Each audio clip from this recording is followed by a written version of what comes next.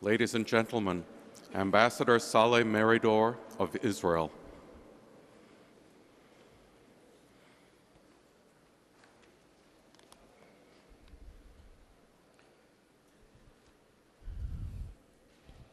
Leaders of the United States Congress,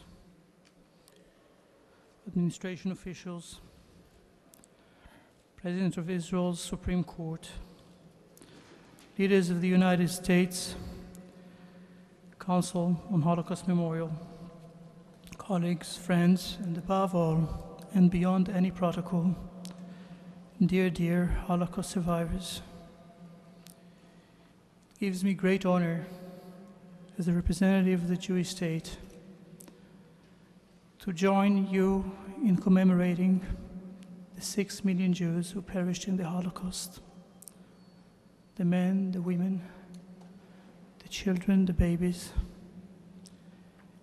and with you to pay tribute to those who saved the world from tyranny and liberated the death camps from the Nazis. As we assemble in this great rotunda, we remember with love and reverence a man whose life symbolizes both the horrific experience of the Holocaust and the triumph of human spirit. Tom Lantos, Holocaust survivor, a member of US Congress, always stood for freedom and justice. His passing leaves an enormous void. We must continue his legacy.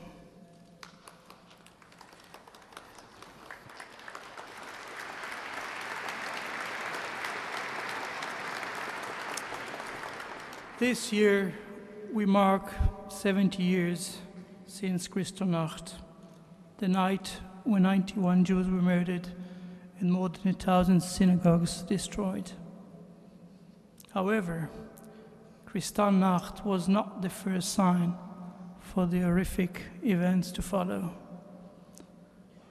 5 years before, books were burned in Berlin.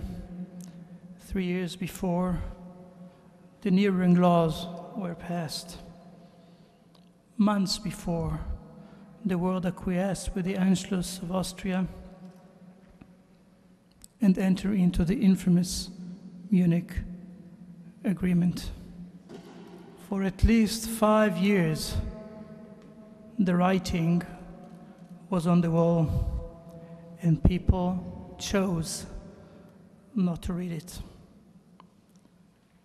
A few days ago, I visited Yad Vashem, and I stopped by an exhibit, 3 panels, telling the story of 3 death camps. Sobibor, where 250,000 Jews were murdered. Belzec, where 500,000 Jews perished. And Treblinka, where 870,000 Jews were destroyed. And by the exhibit, these camps were ran by only 20 to 40 German Nazis and 100 locals in each camp. And I struggled with the question, how could it be that 100 Germans and 300 locals could murder 1.6 million people over a period of a year and a half?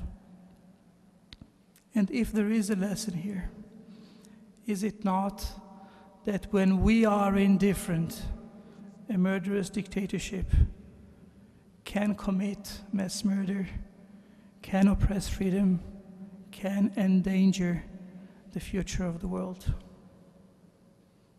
History never repeats itself, but nor are we allowed to desist from learning from its lessons.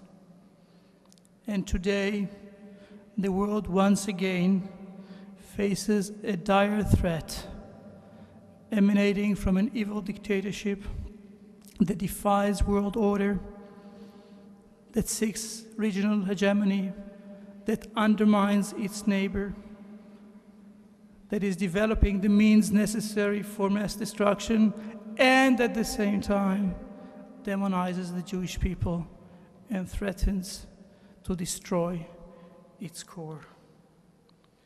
Years from now, people will look back on us and they will ask, did we this time act in time to prevent the danger, or God forbid, did we fail again?